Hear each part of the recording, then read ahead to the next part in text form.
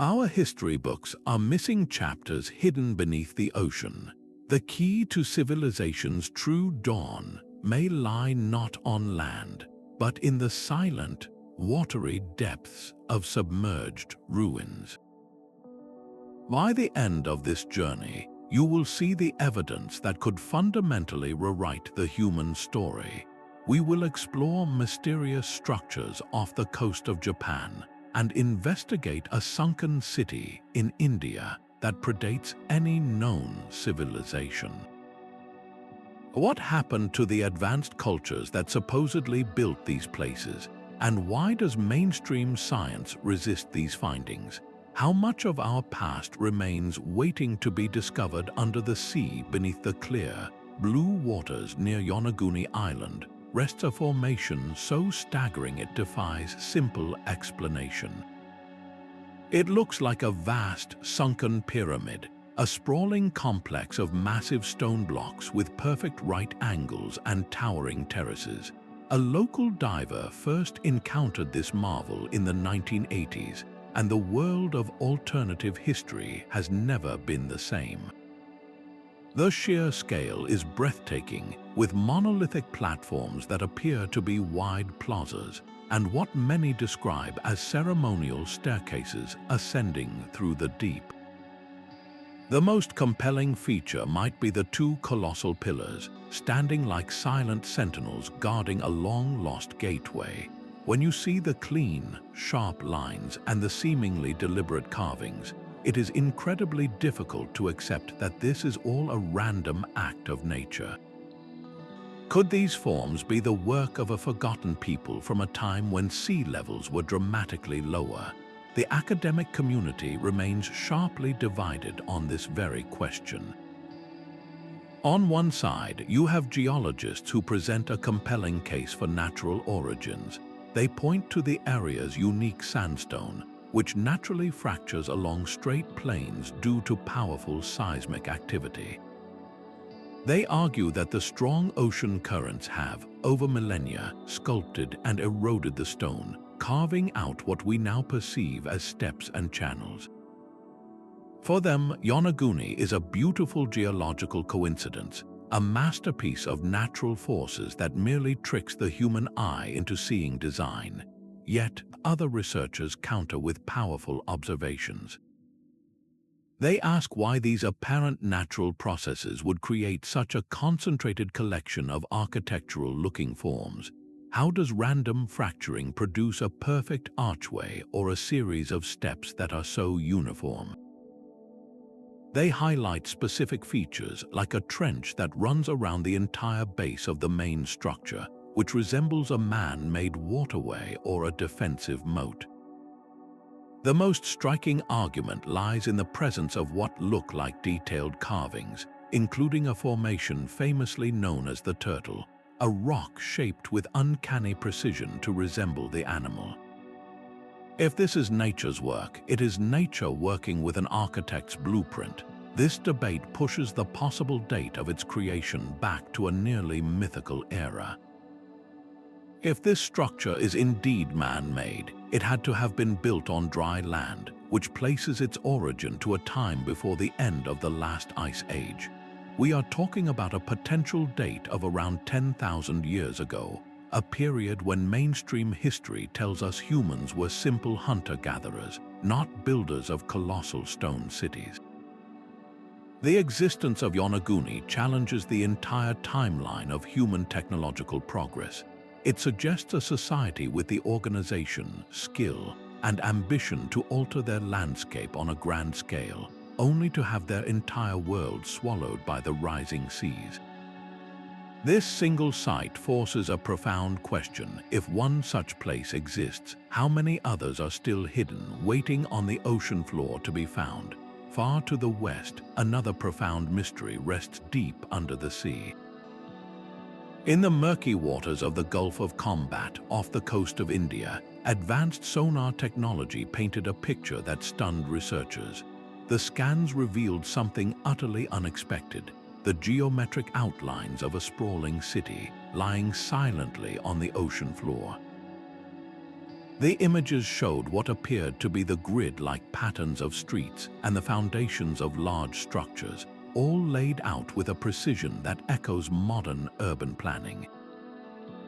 This was not a random collection of rocks, but the ghost of a vast, organized settlement, a place designed by and for a great many people.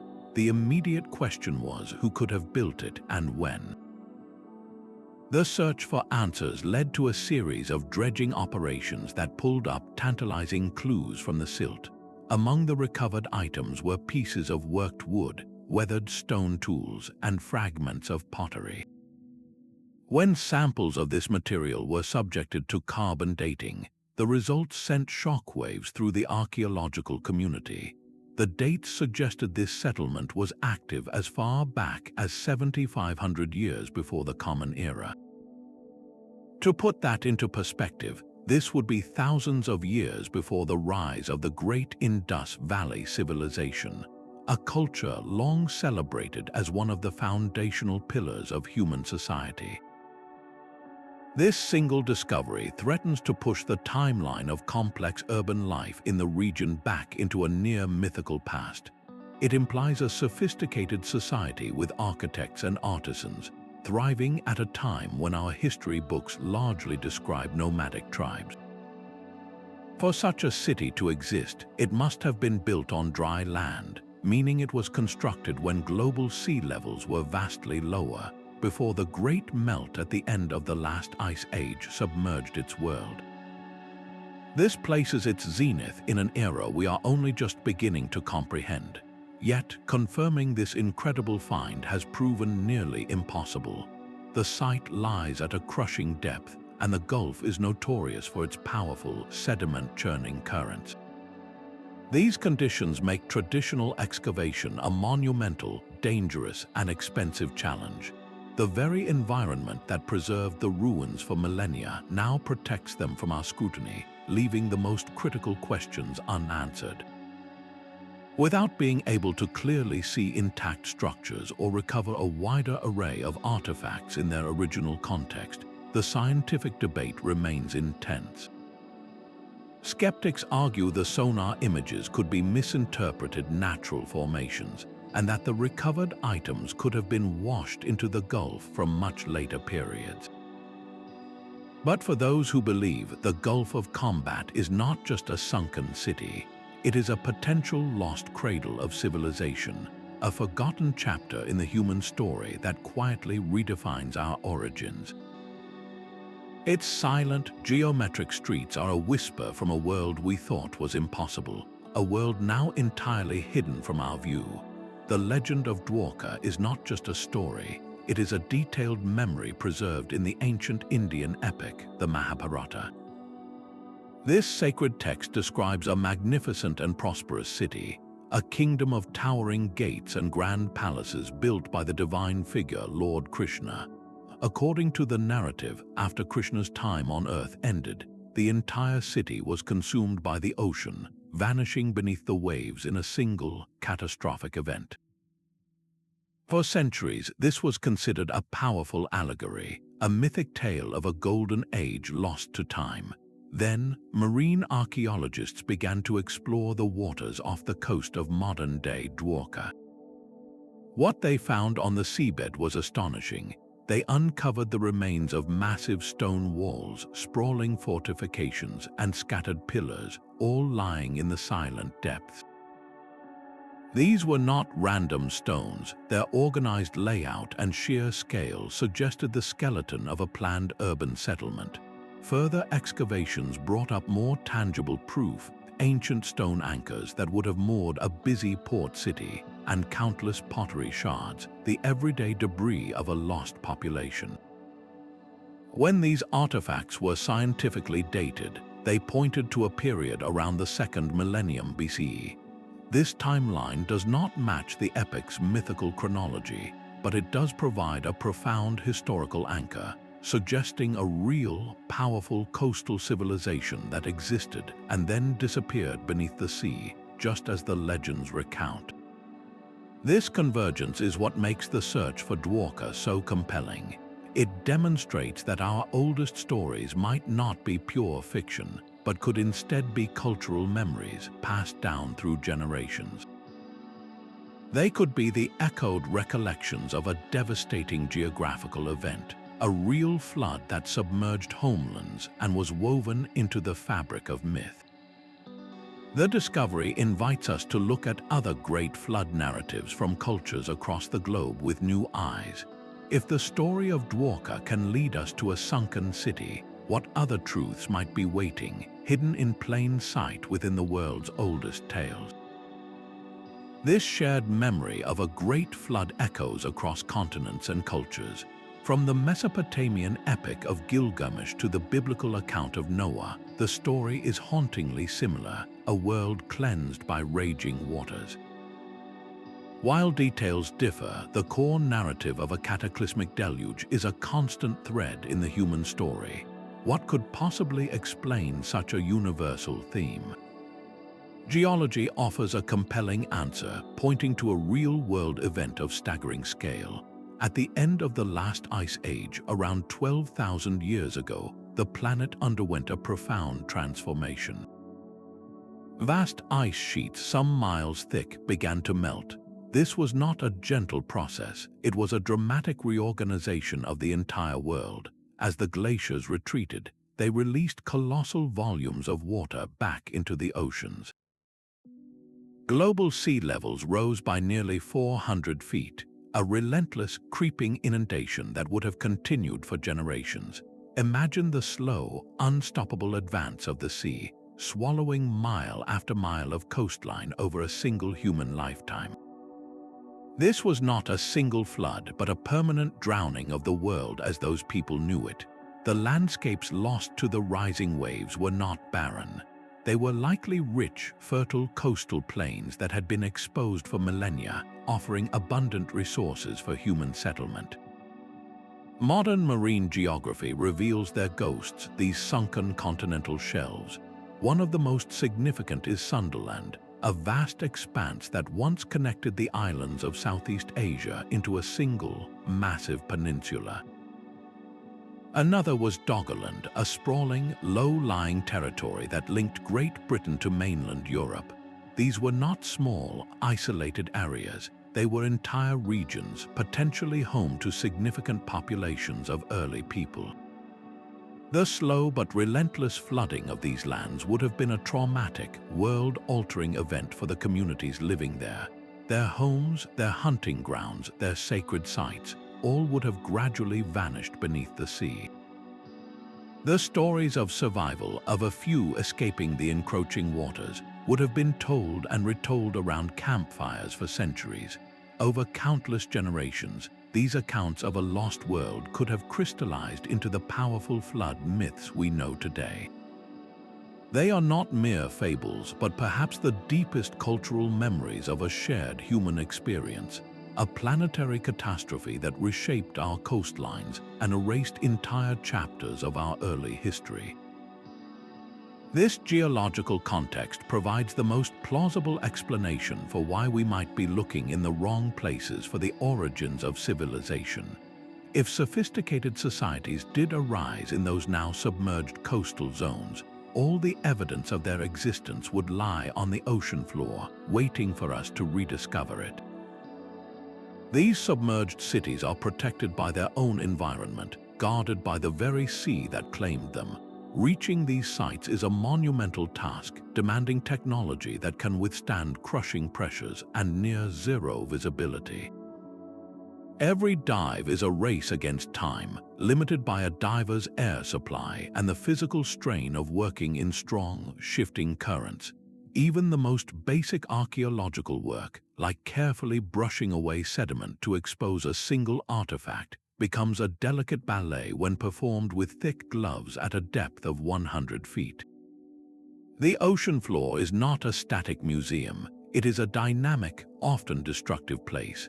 Powerful underwater flows can scatter objects for miles, blurring the context that tells archaeologists whether a stone tool was found in a kitchen or a ceremonial chamber.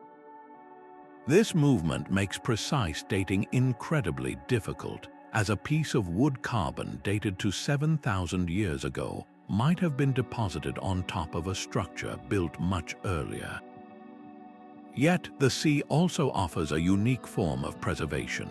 In deep, oxygen-poor silt, organic materials that would have rotted away on land, like wooden tools or woven baskets, can survive for millennia in a state of suspended animation. This creates a paradox. The same water that destroys our access can perfectly preserve the very evidence we seek. The staggering cost of mounting a full-scale underwater expedition means that many of these tantalizing sites have only been briefly surveyed. A single day of ship time with a full crew and a team of specialized divers can run into tens of thousands of dollars. For most researchers, this financial barrier is insurmountable, leaving countless sonar anomalies and local legends unexplored. The truth about Yonaguni, Khambhat, and other potential sites remains just out of reach, not for a lack of curiosity, but because unlocking their secrets requires a level of resources and innovation that is only now becoming possible. This slow, painstaking work is the key to separating geological wonder from human achievement, and it is a race against time, as modern development and treasure hunting threaten these fragile time capsules. This tension between discovery and skepticism is not born from stubbornness, but from a vital scientific principle. Extraordinary claims demand extraordinary evidence. The established timeline of human civilization, anchored by the Neolithic Revolution, suggests complex societies with monumental architecture only emerged around 10,000 years ago. Findings that suggest otherwise, like a sunken city from 7,500 years before that, are met with a necessary and rigorous scrutiny. The scientific method is built on this foundation, ensuring that new ideas are tested for natural explanations and methodological errors before they can reshape our understanding. This process protects the field from being led astray by coincidence or wishful thinking. It is a slow, deliberate filter for truth, yet this essential caution can sometimes create a formidable barrier. When a discovery does not fit the accepted model, the burden of proof placed upon it can feel immense, requiring a near-perfect preservation of context that the ocean floor rarely provides. This is the core conflict of our search, a push and pull between the thrill of a potential breakthrough and the disciplined demand for undeniable proof. It forces us to look at sites like Yonaguni and Khambhat with a critical yet open mind, weighing the compelling shapes against the powerful forces of nature and asking what it would truly take to rewrite the story of our past. Could a single, forgotten society be the source of all these underwater mysteries? This is the bold proposal made by some researchers who see a pattern in the ruins scattered along the ancient coastlines. They argue that the most desirable real estate for any developing culture would have been the shoreline, offering a rich mix of marine and land resources. It was there, they suggest, that humanity first experimented with complex community life. When the Great Melt began, these very same prosperous settlements were the most vulnerable, vanishing beneath the waves in a global cataclysm. The theory imagines that the survivors of this lost world, carrying their knowledge and traditions, were forced to move inland. They would have encountered simpler, scattered groups, bringing with them the seeds of agriculture, architecture, and social organization. In this narrative, the sudden and seemingly miraculous blossoming of civilizations like Mesopotamia, the Indus Valley, and ancient Egypt was not an independent invention, but a rebirth. It was the legacy of a much older, more advanced coastal culture whose own achievements were erased by the sea. This concept, often linked to the idea of a foundational mother culture, weaves the disparate threads of Yonaguni, the Gulf of Khambhat, and Dwarka into a single epic tapestry. It provides a story that connects the dots across the globe, explaining why so many ancient peoples shared stories of a great flood and a golden age. Of course, this remains a highly speculative vision, one that steps beyond the firm boundaries of conventional archaeology. Yet its power lies in the grand possibility it offers, a unified explanation for humanity's greatest archaeological puzzles, and a poignant reminder that our past may be far deeper and more dramatic than we have ever allowed ourselves to believe. A structure like Yonaguni, if carved by human hands, would be more than a ruin. It would be a revolution in stone. Its sheer existence would demand a complete rethinking of what prehistoric people were capable of. We are not talking about simple huts or stone circles, but a colossal undertaking requiring sophisticated knowledge of quarrying, engineering, and logistics. To move and shape such massive blocks, to design sprawling terraces that withstand millennia, speaks to a level of social organization and technical skill that our current timeline simply does not grant them. This single site could shatter the linear model of history, the comforting idea that humanity progressed in a slow, steady climb from primitive to advanced. What if our past was not a straight line, but a series of cycles, with cultures rising to incredible heights only to collapse, their knowledge scattered and lost in the cataclysm that ended their age? This is the profound implication that civilization itself may be fragile, and its greatest achievements can be erased from memory by a rising sea. The true power of this idea is not just in rewriting our history books, but in redefining human potential. It suggests that our ancestors were not just survivors, but innovators whose legacy was swallowed by time, waiting for us to rediscover it and finally understand the full, dramatic story of our own origins. Our search for these lost worlds now extends far beyond the reach of any diver. Modern technology acts as a powerful extension of our vision, scanning the deep from the surface and even from space.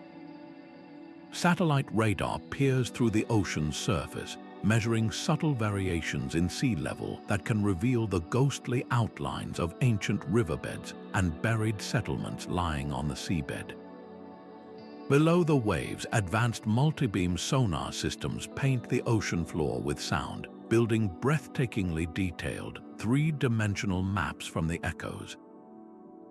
These are not simple sketches, but high-resolution blueprints of the deep, revealing landscapes we once thought were lost forever.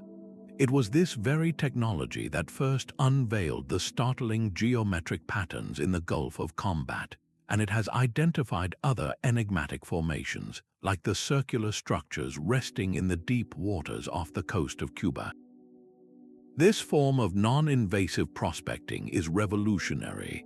It allows scientists to conduct vast archaeological surveys without ever getting wet, scanning thousands of square miles of the continental shelf. These submerged plains were once dry, fertile land during the last ice age, the very places where early humans would have settled. As our sonar resolution sharpens and our satellite sensors become more sensitive, the number of potential sites is exploding. Each new anomaly on the map is a candidate, a question mark pointing to a story waiting to be uncovered. We are on the verge of dramatically expanding the known map of our ancient past, discovering that the footprints of our ancestors are not just on land, but etched into the seafloor itself. Far out in the Caribbean, a discovery was made that pushes the boundaries of this mystery into even deeper water. In the year 2001, a team of oceanographers mapping the seafloor off the western coast of Cuba saw something impossible appear on their sonar screens. At a staggering depth of over 2,000 feet, the scans revealed a series of startlingly geometric shapes. There were what looked like massive stone pyramids and vast, circular formations arranged in a way that seemed anything but random. The sheer scale and organization of the site suggested the hand of intelligence, a planned complex lying in the perpetual darkness of the abyss. This was not a solitary monument, but what appeared to be an entire layout, a sunken landscape designed with purpose. The immediate and obvious question was, who could have built it? The answer lies in the crushing depth itself. For these structures to be on dry land, they would have to date back to the peak of the last ice age, more than 12,000 years ago, when so much of the world's water was locked up in glaciers, exposing continental shelves that are now drowned. The potential implications are staggering, pointing to a level of human achievement in the Americas that predates any known advanced culture by thousands of years. Yet, the very environment that makes this find so compelling also makes it nearly impossible to verify. The extreme depth places it far beyond the reach of conventional scuba diving, requiring specialized submersibles and a budget that runs into the millions. A handful of expeditions have glimpsed the site, retrieving vague images of carved stone, but a full-scale archaeological investigation has remained a distant dream. The site remains in a state of limbo, its true nature protected by the immense pressure and darkness of the deep sea. This Caribbean enigma powerfully reinforces a global pattern. It tells us that the potential ruins of a lost past are not isolated to the waters of Japan or India. They are scattered across the world's oceans, silent witnesses to a forgotten chapter of human history, waiting for the day we possess the technology and the will to finally uncover their secrets. But the ocean's mysteries are not all ancient. Sometimes modern discoveries capture our collective imagination in an instant. In the year 2011, a team of Swedish treasure hunters were scanning the floor of the Baltic Sea when their sonar painted a bizarre image. There, resting on the seabed, was a perfectly circular object nearly 200 feet across. Its surface was not smooth, but featured sharp, straight lines that resembled staircases and long, dark passages. It looked for all the world like something deliberately constructed, a flying saucer straight out of science fiction. The image, quickly dubbed the Baltic Sea Anomaly, spread across the internet, sparking a frenzy of speculation. Was it a sunken UFO, a secret Nazi weapon, or the remnant of a lost advanced civilization? The allure was undeniable, a perfect mystery for the digital age. Yet the story did not end there. Scientific curiosity demanded a closer look. Subsequent research expeditions, equipped with more advanced sensors, returned to the site. They collected samples and analyzed the formation's composition. The explanation that emerged was far less sensational, but no less fascinating from a geological perspective. The object was almost certainly a natural formation, most likely a glacial moraine, a pile of rocks deposited by a retreating ice age glacier. Other experts suggested it could be a large outcrop of volcanic basalt, shaped by the unique flow patterns of ancient lava. The stair-like features were likely the result of natural fracturing and the relentless scouring of sea currents over millennia. This outcome serves as a vital lesson in our search for lost worlds. It highlights the powerful human tendency to see patterns and familiar shapes in the random artistry of nature, a phenomenon known as pareidolia. We see a face in the moon or a castle in a cloud. The Baltic Sea Anomaly reminds us that critical thinking is the essential companion to wonder. It tempers our excitement with the discipline of the scientific method, ensuring that we separate genuine historical breakthroughs from compelling illusions. Not every unusual shape on the seabed is a gateway to a forgotten past, but each one, whether natural or human-made, deepens our understanding of this vast, unexplored frontier. The sheer scale of this lost world is almost beyond comprehension. Stretching from the eastern coast of Britain all the way to the Netherlands and Denmark, Doggerland was not a narrow land bridge but a vast, low-lying continent in its own right, a fertile plain larger than many modern European nations. For thousands of years, it was the heartland of the region, a landscape of rolling hills, meandering rivers, and dense forests, teeming with wildlife and home to generations of Mesolithic people. Their world was not one of stone cities, but of seasonal camps and sacred sites, a rich tapestry of human experience woven into a land that no longer exists. The evidence for this lost civilization does not come from grand underwater expeditions, but from the nets of North Sea fishermen. For centuries, they have been hauling up a strange and poignant bounty from the seabed, known as the Brown Bank.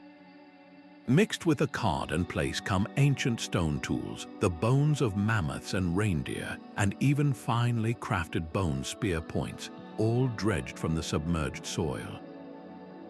These are not the remains of a single event, but the scattered debris of an entire way of life, pulled up from the silent grasslands now known as Dogger Bank. Modern science has allowed us to reconstruct this vanished landscape in stunning detail. Using seismic survey data originally gathered by oil and gas companies, researchers have mapped the sunken topography, revealing the ghostly outlines of ancient river valleys like the Rhine and the Thames, which once merged and flowed through this plain. They have identified a large freshwater lake and the gentle slopes of hills that would have been landmarks for the people who lived there. This is not speculation. It is a digital resurrection of a real place, a map of a world that was home to perhaps tens of thousands of people. The final chapter of Doggerland was written by the rising seas. Around 6,500 years before the Common Era, the slow creep of the ocean was punctuated by a catastrophic event. A massive underwater landslide off the coast of Norway, known as the Storegga slide, triggered a devastating tsunami that swept across the low-lying plain. This wall of water would have been a death blow to the remaining communities, scouring the landscape and finally submerging the last vestiges of this European heartland. Doggerland's story is profoundly different from the mystery of Yonaguni. There is no debate here about human hands versus natural forces. This was a real, populated, and well-understood territory that was conclusively lost to the sea. It stands as tangible, accepted proof that our maps of the ancient world are fundamentally incomplete.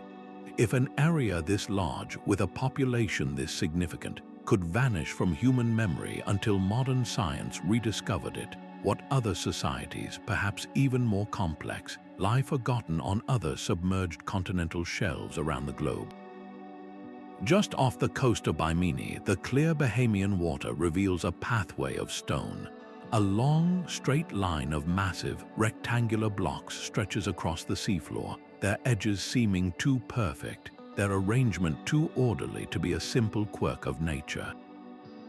For many, this is the Bimini Road, and its discovery in the 1960s ignited an immediate and powerful connection to a legendary past. Here, some proclaimed, was a remnant of Atlantis itself, a sunken highway or a collapsed seawall leading to a metropolis lost beneath the waves. The visual evidence is compelling, a row of stones that looks for all the world like a road built by intelligent hands, a tangible clue to a civilization erased by time. Yet, geology offers a different, equally fascinating story. Scientists who have studied the site closely identify the blocks as a perfect example of bicroc.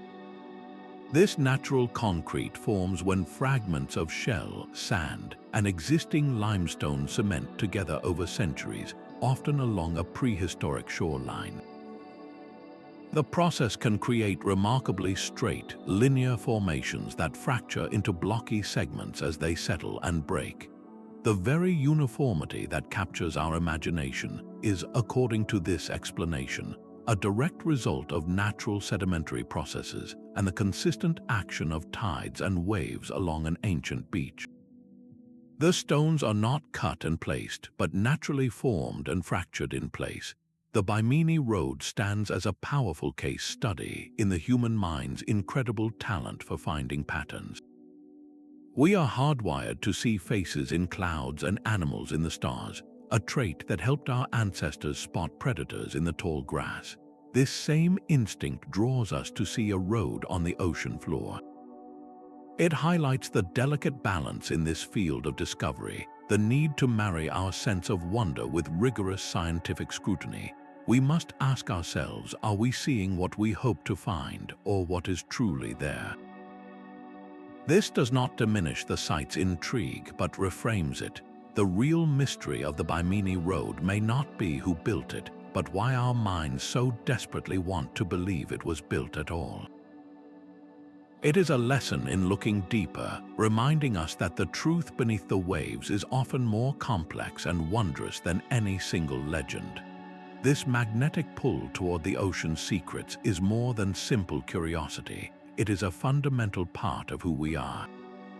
In a world where satellites have mapped every mountain and every discovery seems to fit neatly into a textbook, these submerged ruins represent the last great unknowns. They are blank spaces on the map of human history, and our minds are irresistibly drawn to fill them. The possibility that entire chapters of our past lie hidden challenges the authority of established narratives. It reintroduces a sense of wonder, the thrilling idea that we do not have all the answers, and that genuine, earth-shattering discoveries are still waiting to be made. This taps into a deep human need for mystery and the allure of the unsolved puzzle. Beyond the thrill of discovery, these lost worlds hold up a dark mirror to our own time. The story of a flourishing society brought low by environmental catastrophe, by rising seas they could not control, resonates with a chilling familiarity. It transforms these ancient ruins from mere archaeological sites into powerful metaphors. They become cautionary tales, silent reminders of the fragility of human achievement in the face of planetary shifts. This psychological undercurrent fuels not only public fascination, but also the relentless drive of the explorers and scientists who dedicate their lives to this search. They are not just studying stones, they are grappling with the ghost of a possibility, a story that connects our deepest past to our most pressing future concerns. The true treasure we seek in the deep may not be gold or artifacts, but wisdom, a clearer understanding of the cycles of civilization and our own place within them. These sunken ruins do more than rewrite our past, they redraw the entire map of human movement. For generations, the dominant story of early migration described a slow, trudging expansion out of Africa, with small bands of hunter-gatherers moving overland across continents. But what if that journey was not only a land-based walk, but a coastal voyage? The existence of sophisticated societies on now drowned shorelines suggests that early humans possessed a relationship with the sea far deeper than we ever credited them. They were not just people who lived near the water, they were people of the water with the knowledge and skill to build vessels and navigate coastal routes. This turns the map of the ancient world upside down. Instead of seeing oceans as barriers, we must now consider them as highways. The rich ecosystems along coastlines would have offered a consistent, abundant food source for traveling groups. Imagine a journey where each day's sail offered new coves to explore and new rivers to follow inland. This maritime capability would have allowed for movement that was not only faster but also much farther in scope. A community could have hopscotched along a coastline, generation after generation, covering vast distances in a fraction of the time it would take to navigate the uncertain terrain and competing tribes of the continental interiors. This idea is crystallized in what scientists call the Kelp Highway hypothesis. It proposes that a nearly continuous belt of kelp forests once stretched from Northeast Asia all the way along the Pacific coast to the Americas. This underwater forest created a fantastically rich marine environment, teeming with fish, shellfish, and marine mammals, providing a reliable, moving buffet for any people skilled enough to harvest it. A culture adapted to this lifestyle could have migrated steadily along this submerged highway, using simple but effective boats. This theory dramatically reshapes the debate on how and when the first humans arrived in the Americas. The traditional model points to an inland corridor that opened between ice sheets around 13,000 years ago. But if these maritime peoples existed, they would not have needed to wait for that corridor. They could have been traveling south along the Pacific coastline thousands of years earlier, settling in pockets that are now deep underwater. Their arrival points, their first campsites, all of it would be submerged, leaving only the barest traces for us to find. This is the profound implication of the lost coastal theory. It suggests that the evidence for the earliest chapters of human exploration is not buried under deserts or hidden in caves, but lies on the continental shelves, silently waiting beneath the waves. Our search for the first Americans, and indeed for the first global explorers, may be focused in the wrong place entirely, looking inland for clues that were washed away by the rising tide of history. The real treasure in this underwater search is not always a grand building, but a simple spring of fresh water. To find where ancient people truly lived, archaeologists follow the water.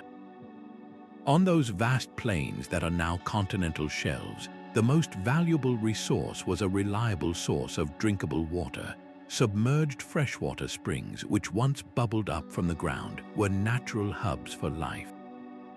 They would have drawn animals to drink and, in turn, the human hunters who relied on them. These springs are like time capsules. The environment around them is often low in oxygen, which dramatically slows decay. In these silty, protected beds, materials that would vanish on land can survive for millennia. A wooden spear, a woven basket, or even the seeds from a long-forgotten meal can be preserved in stunning detail, offering a direct window into the daily life of a culture we can no longer see. Caves tell a similar story. A limestone cavern that today opens into the deep blue was once a sheltered inland refuge, a perfect home offering protection from the elements and potential predators. When the seas rose, these caves were inundated, their entrances sealed by the ocean. Inside, the stillness and stable conditions can create an archaeological deep freeze. Stalactites might form over ancient hearths, and layers of sediment can encase tools and artifacts, locking them in a precise chronological sequence. Discovering evidence of human activity in such a place, like charcoal from a fire or painted symbols on a wall now far below the waves, would be undeniable proof that people not only passed through these landscapes, but made them their home. This shifts the search from finding mysterious structures to understanding the intimate patterns of life. Each submerged spring or cave is a potential page from a lost diary, waiting to tell us not just who these people were, but how they lived, what they ate, and how they survived in a world that was slowly disappearing beneath the sea. Yet this thrilling search for lost worlds raises profound and difficult questions. The very act of finding these sites can be the first step toward their destruction. When a ruin lies in the dark silence of the international seabed, who truly has the right to explore it? Is it the nation whose coastline is nearest, the team with the most advanced technology, or does it belong to all of humanity as a shared inheritance? This is not a simple legal debate, but an ethical one that strikes at the heart of why we search in the first place. Our desire for knowledge must be carefully balanced against a duty to preserve. An underwater archaeological site is an incredibly fragile environment. The precise placement of a stone tool, the subtle layering of sediment around a post hole, this context is the real language of the past.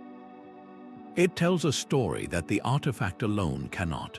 A commercial treasure hunter, driven by the value of a golden object or a rare sculpture, can tear through this delicate context in hours, scattering the clues that would have allowed us to read an entire chapter of human history. The artifact is saved, but its story is lost forever. To combat this, international agreements like the UNESCO Convention on the Protection of the Underwater Cultural Heritage provide a vital framework. They establish principles of in situ preservation, meaning that a site should be left undisturbed if possible, and that any excavation must be for the benefit of the public, not private gain. However, the vast, ungovernable expanse of the ocean makes enforcing these rules a monumental challenge. A ship can operate in remote waters with little oversight, and by the time its activities are noticed, the damage may already be done. This creates a race against a different kind of clock. It is a race between responsible science and reckless looting, between preserving a site for future generations with better technology and unlocking its secrets now. Every decision to touch a sunken city carries this weight. Do we bring a relic to the surface for all to see, knowing the process might accelerate its decay after millennia of perfect preservation? Or do we document it with non-invasive scans and leave it in the dark, hoping it remains safe until we can return? The greatest challenge in uncovering our lost past may not be technological, but learning the wisdom to protect it. The fate of those ancient civilizations echoes with a chilling relevance today. The geological processes that slowly drowned Doggerland and swallowed the coastlines of Sunderland were natural, unfolding over thousands of years. Yet the core mechanism, the relentless rise of the ocean, is the same force that now threatens our modern world. Today, however, this change is accelerating at a pace unseen in human history, driven by human activity.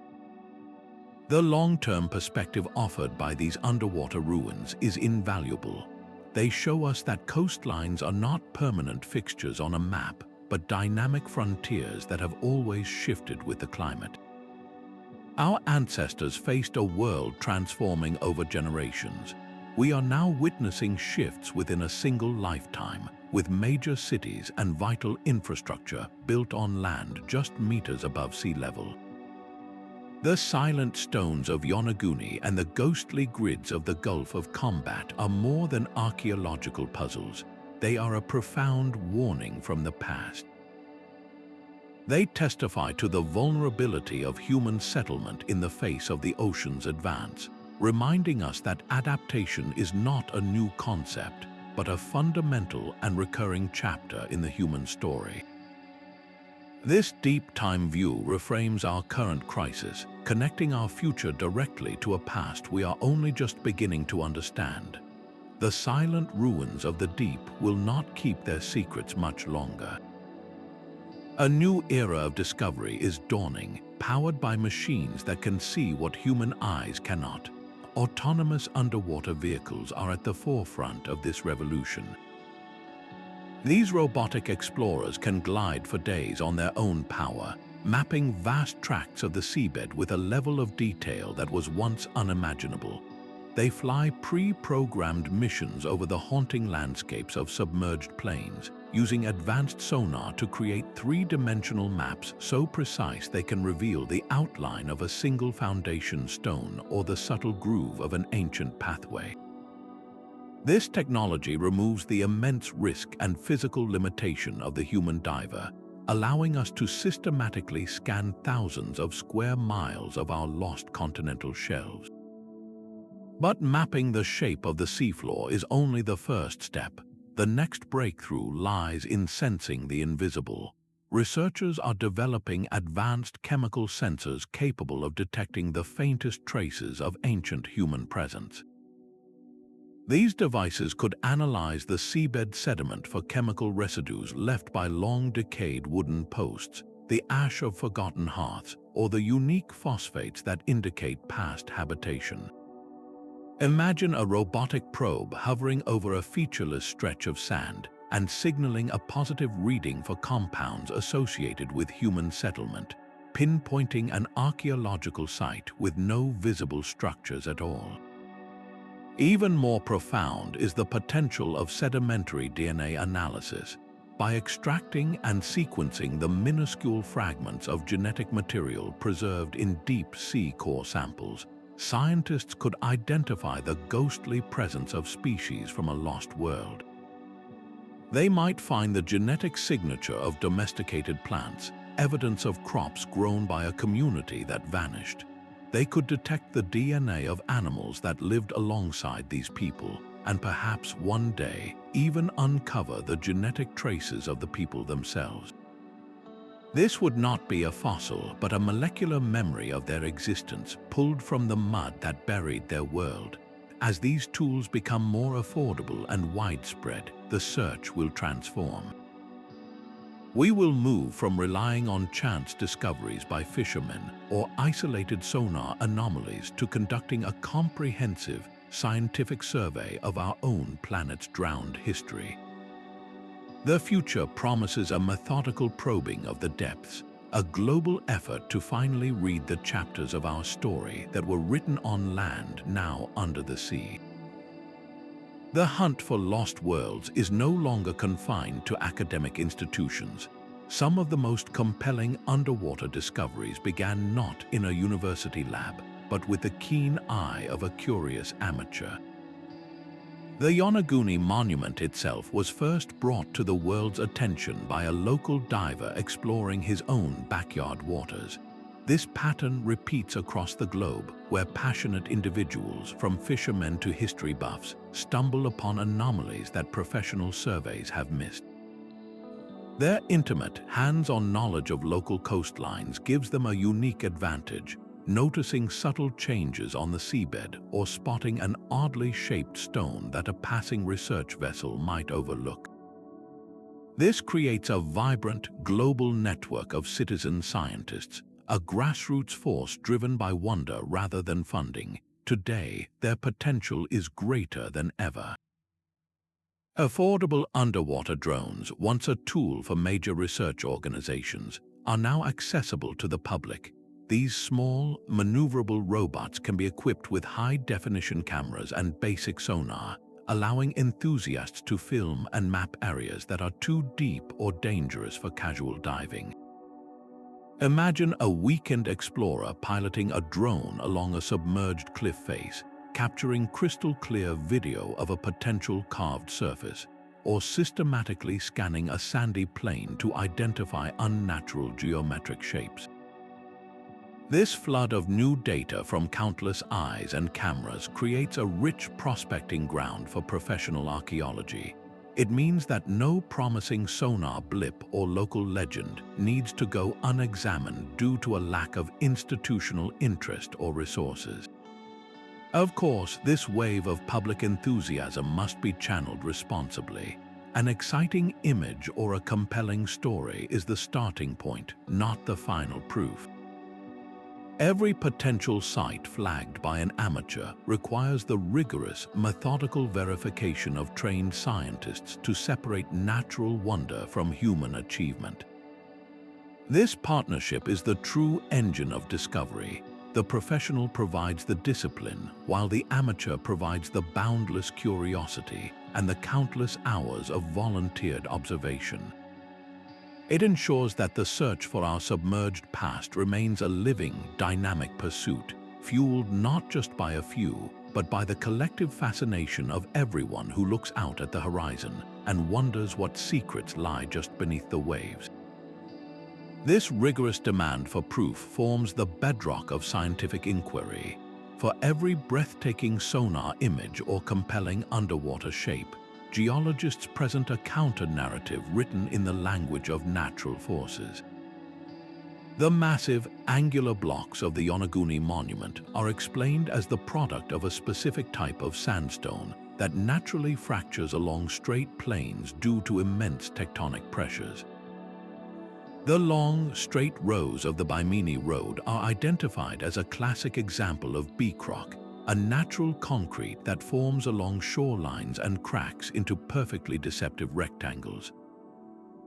Even the otherworldly Baltic Sea Anomaly finds its explanation in the slow, grinding power of glaciers, which can deposit and shape rock into forms that seem impossibly designed. The skeptical perspective asks us to look past the initial awe and apply a more disciplined eye. What specific, unambiguous marker would confirm human activity?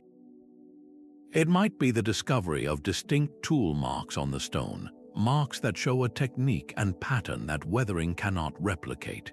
It could be the recovery of everyday artifacts like pottery or tools, found in a sealed, undisturbed layer of sediment directly associated with the structure, proving they were used by the people who built it. Or it might require a design so complex with elements like true mortar or joined stones that it simply cannot be explained by any known geological process. This high bar is not meant to stifle wonder, but to protect the integrity of history itself. It ensures that if and when a site is finally accepted as a genuine relic of a lost civilization, its story will be built on an unshakable foundation of fact, forever secure from the shifting tides of speculation. This patient, methodical scrutiny is the essential counterbalance to our innate desire to find patterns and meaning in the deep. These sunken coastlines could have been the world's first great marketplaces. Picture a time when fertile plains stretched far beyond today's shores, creating natural harbors and meeting points for people from different regions. A sophisticated society settled in such a location would have found itself at the crossroads of the ancient world, perfectly positioned to trade not only goods but also revolutionary ideas. The exchange could have included everything from advanced methods for shaping stone to the foundational stories that would later become the myths of great civilizations. This reimagining turns the entire map of ancient human interaction on its head. Instead of innovations spreading slowly from one inland river valley to another over centuries, they could have traveled rapidly along maritime routes. A new farming technique or a clever architectural design developed on a lost coastline in Southeast Asia might have been carried by sailors to the emerging cultures of the Indus Valley or the Middle East within generations. This direct sea-based contact offers a compelling explanation for one of archaeology's most intriguing puzzles: the sudden and parallel emergence of complex ideas in places separated by vast distances. Why do we find similar flood myths in the stories of Mesopotamia and indigenous cultures of the Americas? How did the basic principles of astronomy and pyramid-like structures appear in seemingly unconnected parts of the world? The conventional explanation of independent invention now has a powerful alternative: the possibility of a shared, ancient source that was lost when its coastal hubs vanished beneath the waves. The ocean, so often seen as a dividing force, may in fact have been the original superhighway, connecting a global network of cultures whose very existence we are only beginning to suspect. The true nature of a submerged stone cannot be determined by a single expert. A geologist examines the rock itself, reading the story told by its fractures and mineral composition to understand if natural forces could have shaped it. An archaeologist searches for the subtle, undeniable signatures of human hands, like a tool mark that follows a deliberate pattern or the placement of an artifact in a way that reveals intention. Meanwhile, oceanographers map the ancient shorelines, modeling how currents and rising seas would have transformed the landscape over millennia. This fusion of hard science is only one part of the puzzle. Historians and anthropologists bring another vital layer, poring over ancient flood myths and oral traditions not as mere fables, but as potential cultural records. These stories, shared across continents, might hold the echoed memory of a real event, a collective trauma of lost homelands passed down through generations. When a geological date for a sunken landmass aligns with the cultural timeline of a great deluge in local legend, the connection becomes impossible to ignore. This is the power of the interdisciplinary approach. It breaks down the walls between academic fields, allowing each strand of evidence to weave together into a stronger, more coherent picture. The quest to understand our deepest past is no longer a solitary pursuit. It is a collaborative mission where a sonar technician's map informs a mythologist's analysis, and an archaeologist's finding challenges a geologist's model. This is the future of discovery, a unified effort to solve the greatest mystery of all, our own forgotten origins. The path to uncovering these lost worlds is paved with more than scientific data. It is built on a foundation of profound human dedication. Behind every breakthrough sonar image lies a researcher who has spent years, sometimes an entire career, championing a single sunken site against immense odds. Securing funding for underwater archaeology is a constant battle, with expedition costs running into the hundreds of thousands for just a few days of ship time.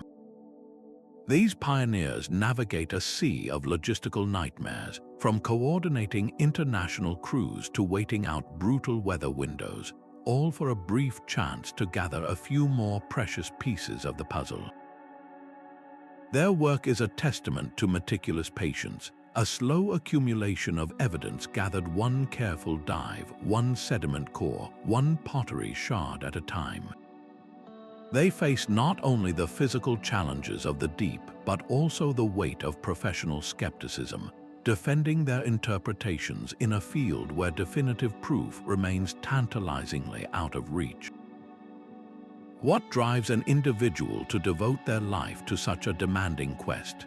It is a powerful fusion of rigorous scientific curiosity and a deep, almost personal, connection to the human story. For them, a strangely shaped stone is not just a rock, it is a potential message from a forgotten people. They are driven by the need to answer fundamental questions about who we are and where we come from, to give a voice to those whose world vanished beneath the waves. Their relentless effort and unwavering belief are a reminder that history is not simply found. It is earned through perseverance, transforming these submerged ruins from mere mysteries into a shared inheritance finally brought back into the light. The scattered stones beneath the waves are history's greatest unfinished story. From the debated terraces of Yonaguni to the legendary foundations of Dwarka, these sites challenge us to think bigger and look deeper than ever before. While the evidence remains controversial and far from conclusive, the very possibility that advanced human societies thrived on now drowned coastlines forces a profound humility upon our understanding of the past. It reminds us that our current timeline is a best guess, a framework built on the evidence we have been able to find on dry land. The silent, submerged world represents a vast library of potential knowledge, one we are only just learning how to read. The search itself is a testament to human curiosity, driven forward by new technologies and an enduring desire to know where we came from. As we reflect on these lost worlds, we see that history is not a static record carved in stone, but a fluid narrative, always ready to be rewritten by the next great discovery. What other secrets do the oceans hold, and how will they change the story we tell about ourselves? The search continues with every dive, every sonar scan, and every question we dare to ask. Share your own thoughts on these profound mysteries in the comments below.